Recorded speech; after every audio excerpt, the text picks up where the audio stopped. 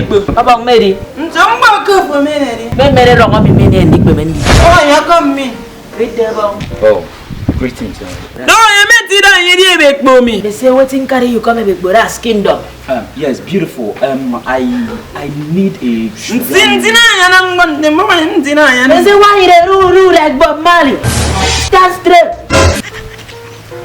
It's simple. I need a sugar mommy. One, Jumbo get I think you are going to want me as Iria sugar. you want my game. I meant it impressive. They say what in me your problem. Okay. I need money. So I need a sugar mommy that can supply me with all those things I need. You know. Jumbo get Abang what you may go. Jenki you may go and want me as Iria sugar. No, you more. Oh, I want my men. But Nima one hour. Whether you need somebody wife that will come and love you. Actually, I need a beautiful one. Don't let me keep on like this. What's wrong with you? I don't want it. I take you 1 hour. Don't panic.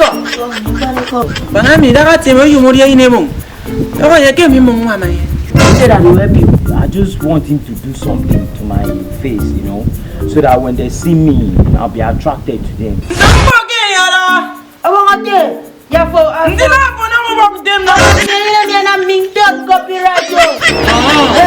I take my young Bobby, you know, and I'm attracted, you know. That's me, no way they can see more, you know. You know me, you're gonna. I want to get one of it. I want to want me. Eh, move make a widow. Okay, I am not a man could so say, that's it, you know. Don't you give me moon yet, so. They wash your face, you know.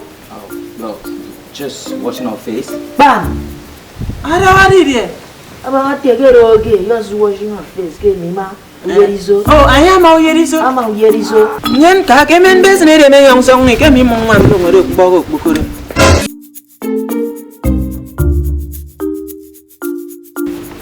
Parawari, don't you suck with me? Go down. The one you came in mong in a yakemo.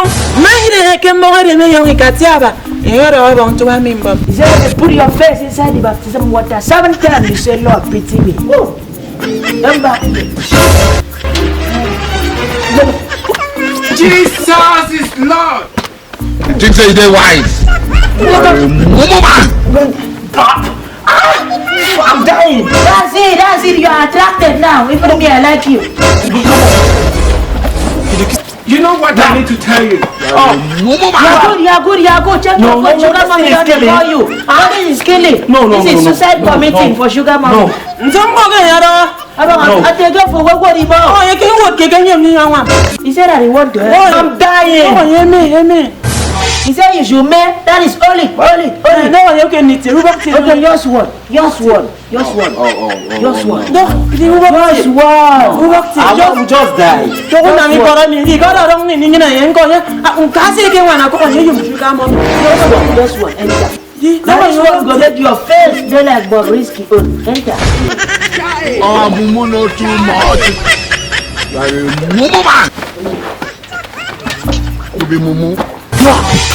I don't want sugar mommy again. I don't want to. You need it. You need sugar mommy in your life. He said, I will do my young sugar mommy about. You want to learn and work. Yes. Carpenter work there. That is fine. It's fine. Yes. That's good. I want to give me a man. Then I'm carpenter. Give my young sugar mommy. Oh, you young guy, sugar mommy. Now, when you go to that carpentry work, go and find for bitter mommy. I'll help you. I hate him. You young guy, sugar mommy. You say you don't need sugar mommy again. No. I take him a young giver. Forget Framing banging and young wood. Munami got king, Eddie. And Cassie came 1 call you. A young 1 hour saying Arabia who found door. Don't you get better or give my young caba. Oh, yes, you got me. They said, you are sure you don't need this sugar mommy packaging again. Come on, money pay. For what? Pay money for repentance fee. For killing me. For the water you waste. Oh my God.